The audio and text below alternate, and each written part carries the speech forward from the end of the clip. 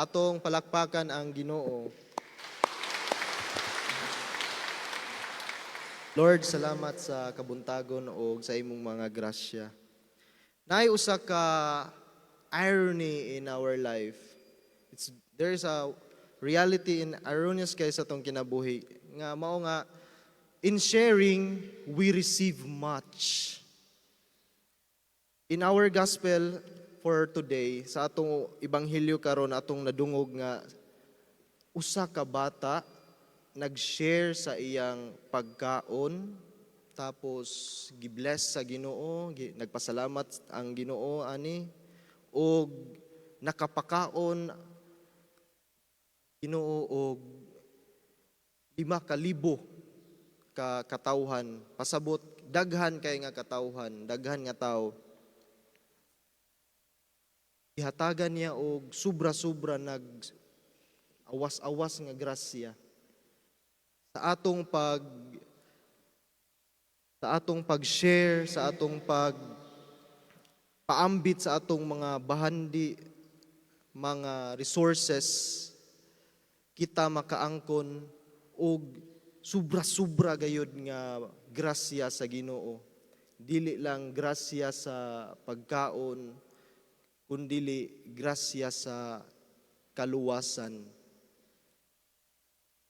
Sa atong ebanghelyo si Jesus siya nagpadaghan sa mga pagkaon nga gi-share sa usa ka bata. Unya nakita kini sa mga katawhan nga sa una pa nagbantay kaniya nga mauna kini ang atong umaabot nga leader. Nganuman kay giuhaw kaayo ang mga tawo og usa ka maayo nga leader aron sila masalbar sa ilang kalisod ang Israel tungod kay kini nga mga panahon mauman kini ang panahon nga sila gidaog-daog sa mga Romano. So wala kaayo sila'y kagawasan, wala kaayo sila'y giingon ta nga kapaingnan nga maayo ang Israel. Nangita sila og maayo nga leader ug nakita nila kini sa mga milagro ni Jesus. Giingon pa sa propeta nga ni David nga hatagan ko kamo Israel og usa ka leader nga maayo og kamo akong dad-on sa maayo nga lugar mao ang Kanaan for instance mo siya ang Israel. Now atong mabasa karon nga atong nadungog karon nga sa ebanghelyo kini nga pagtulunan ug atong makuha ang usa ka ang reflection nga if we share and entrust to the Lord we will get what we need.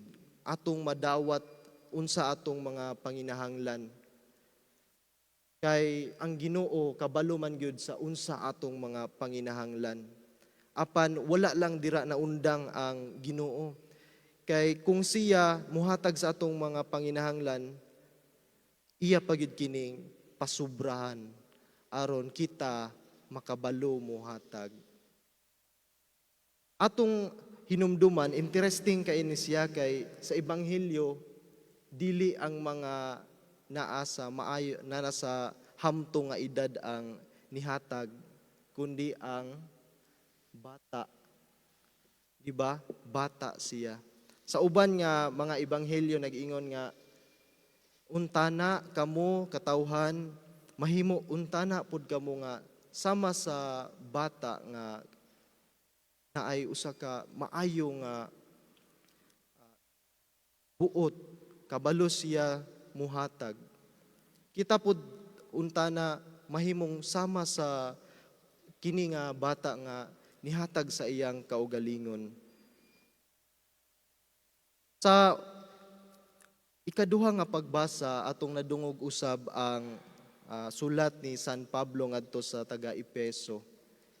Kani nga sulat ni San Pablo, ang background ani niya nga San Pablo naa sa prisuhan.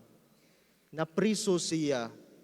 Kung naata sa prisuhan, atong ma-experience didto ang kalisod. na ako experience ani sa prisuhan pod, no? Wala ko na preso tungod kay nagbuhat po kog mga daot nga mga sala pod, no? Pero napod may exposure sa prisuhan. Kinsa may nakadtog prisuhan diri. Ang prisuhan, makaingon ko nga lisod siya, especially sa Davao. Daghan kayo nagpunsisok sila didto. Puli-puli sila matulog kay sa kadaghan nila. Apan makabalo sila mo share sa ilang oras. Puli-puli sila mo share sila sa ilang oras, ilang mga resources. O si San Pablo nagdasig kanatong tanan bisag naa siya sa prison, mingon siya nga i-share nato ang atong humility, atong pagpaubos. Ug mao pod siguro ni ang atong pwede nga mahatag sa uban. I-share nato aron kanigrasyahan pa sa Ginoo ang atong kinabuhi nga kita mas mahimo pag yung mas mapaubsanon. Kaduhan ako nga ikapaambit mao nga ang por Kristo. Katod mo aning por Kristo. Mo ni siya ang one of our diocese ministries. Dito ni malocate ni siya sa Buena Vista. Kini nga ministry nagahatag og lugar og panahon sa mga gipang abandoned nga mga tigulang. So usa ni siya ka home for the aged, for the abandoned aged. Ang mga kaparian, ang pari ato niini naghatag sa iyang oras, panahon o mga talento og karon gibuligan siya sa grasya nga makapadayon niini. Og ang simbahan siya wala biyaan. Ang Ginoo wala may biya kaniya sa grasya sa iya sa pagtabang. Ug tungod niini ang uban nga mga katawhan natandog pod, nakabalo pod sila muhatag. Gikan sa paghatag sa kaugalingon sa usa ka pari sa simbahan, nahimo pod siyang instrumento nga mahimo ang uban nga makabalo mo share sama sa mga tao sa langihan. Naka-experience po ko nga mangayo. Kanang ulaw siya kay mangayo-ayo lang ba, pwede mangayo bagbugas, isda, karne or kwarta, any kinds of goods and resources pangayoon siya tungod kay gikan man ang budget ani gikan man pud sa wala, gikan lang sa mga donation. Ug tungod niini naka-reflect ko nga sama sa ebanghelyo nga diha sa pag-share kita makabalo pod nga mo share. Matarog ang ubang mga tao diha sa ilang kasing-kasing nga sila pod mo share. Og tungod niini daghan na hinuon ang mga resources nga natapok sa atong mga GKK. Kung atong i-connect pod ni siya, unsa pod kaha ang atong mahatag, ma-share sa atong mga GKK. Unsa pod ang mga butang nga atong nakapapugong sa ato nga muhatag sa mga butang nga angay. Palita nako diri ang mga GKK, maayo ang mga gimbuhaton. Dili man siya sama sa uban nga mga GKK nga moingon ta kasilinganan gayud ang uban, pero naay maayo nga kapadulngan.